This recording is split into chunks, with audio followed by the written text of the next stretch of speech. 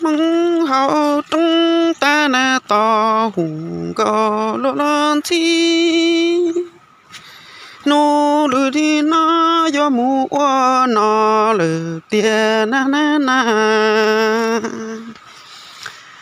ai chỉ mong to xia cha lu lu ninh có nó nhẹ tăng quá luôn mong to xia nè pu bao na lu ninh giờ nhẹ tăng bao luôn nó yo u cha li tơ la la no nắng nụ no yo mu công na đồ bò la đồ đi chỉ xa mu no la lu yo yo no lù pla yuan ti na phong dư cứ lúa mong tu nó ta lúa nó chỉ xa mua nó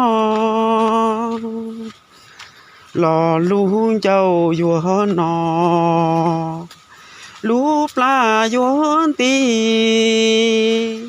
lú qua yuan cho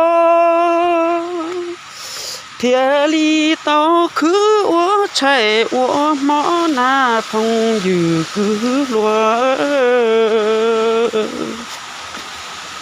nhớ long na mong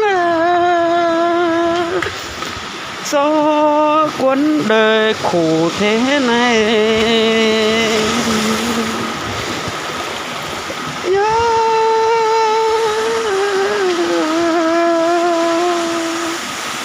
ôi các bạn ơi, cái nước này sạch lắm đây này.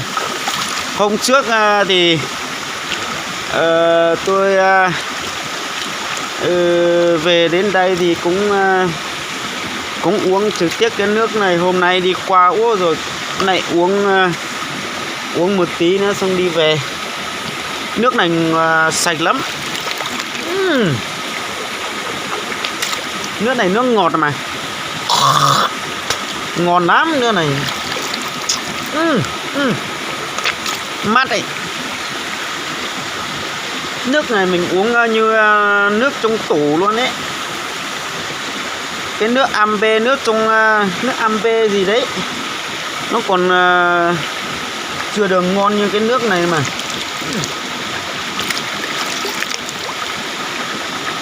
Nước này thì mát thật, ngọt thật. Nước này thì mới là nước sạch này.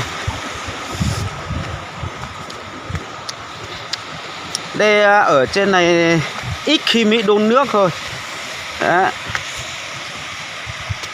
Chè thì chỉ khi có khách đến rồi là khách khứa đến thì mình ấy tôi chứ còn không mình ở trên này toàn nước sạch. Lúc nào khát nước thì mình cứ thế mà mút mà uống sạch lắm. Đấy, toàn nước ngọt. Xin chào mọi người nha.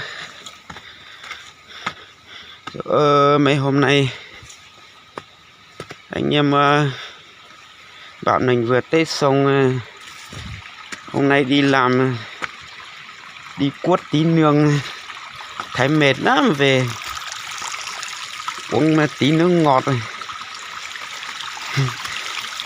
mệt lắm này.